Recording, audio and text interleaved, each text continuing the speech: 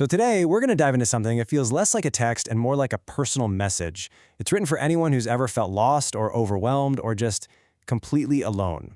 The whole thing is framed as a direct communication meant for you right here and right now. So let's jump in. Right off the bat, it makes this really powerful claim. You hearing this message is not some random accident.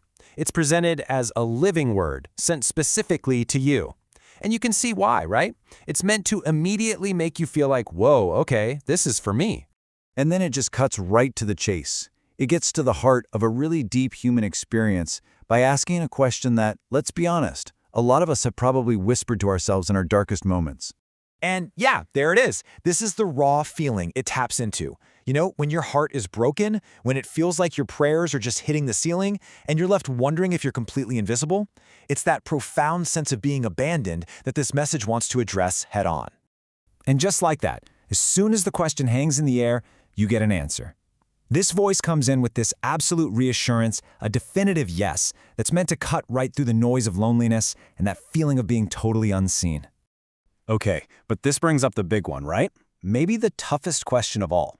If someone is watching, why is life so incredibly hard sometimes? Well, the message tackles this by completely reframing what silence and suffering actually mean. And this right here, this is the heart of the struggle, isn't it? It's a question that comes from real pain, something people have wrestled with forever. By putting the question out there so plainly, it's like the message is saying, I hear you. I know this is what you're thinking. Now, what's so interesting here is how it sets up two totally different ways of seeing the same thing. From our point of view, it looks like a dead end, a closed door. But from this divine perspective, that same closed door is actually a new path opening up. That silence isn't abandonment. It's the quiet before a miracle. And that's the whole game changer, right there. It's this total shift in perspective. The idea is that every single trial, every delay, it all has a purpose.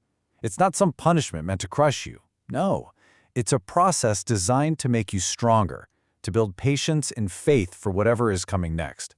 So, this leads us straight to the main villain of this whole story, fear. The message is crystal clear here. You were not created for fear. It frames fear as something else entirely, an intruder in the system. And I love how specific it gets. It says fear isn't just a feeling that bubbles up inside of you. No, it's a voice, an outside voice that is telling you lies about who you are and what's going to happen. And framing it that way is so powerful because it allows you to separate yourself from it. It's not you, it's just a liar. So what's the first lie this voice whispers? It's simple, and it's devastating. It's this little poison dart of a message designed to kill your hope and convince you that in the end, you're gonna fail. But for every lie that fear tells, this message gives you a comeback, a powerful truth to speak right back at it. The point isn't to get into a debate with fear, it's to drown it out with something bigger and more true. And this might be fear's biggest, most powerful weapon. The lie of isolation. That feeling that no one gets it, that no one is there, and you are completely on your own. And again, look at the comeback. It's so direct. It's a simple, powerful declaration of presence. It doesn't just argue with the feeling of loneliness, it completely replaces it with a solid, unshakable truth. Okay, this next part is a really critical turning point. Freedom from fear isn't a feeling you just wait for. It's a decision. It's an active choice you have to make about which voice you're going to listen to, the voice of fear or the voice of faith. So once you've made that choice, the whole tone of the message shifts. We're moving from just fighting against fear to actually building a future. It becomes all about hope and restoration, and literally about your entire life story being rewritten. And this transformation process gets broken down into 4 key areas. But look closely. The change doesn't start with your job or your relationships. It starts inside you, healing your heart, changing how you think, and strengthening your spirit. The outside change, your circumstances, that comes after the internal work is done. So, what does this new story actually look like? Well, the message paints this beautiful picture of reversals. Places of rejection become places of honor. Places of sorrow become places of joy. But here's what's really amazing.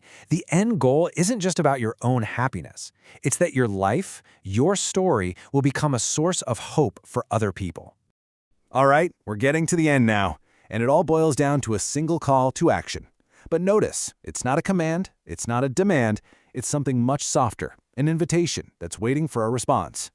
And this just perfectly captures the idea of free will that runs through this whole thing. The idea is that this divine help doesn't just barge in. It waits. It knocks. And you have to be the one to open the door from your side. The power to say yes is yours.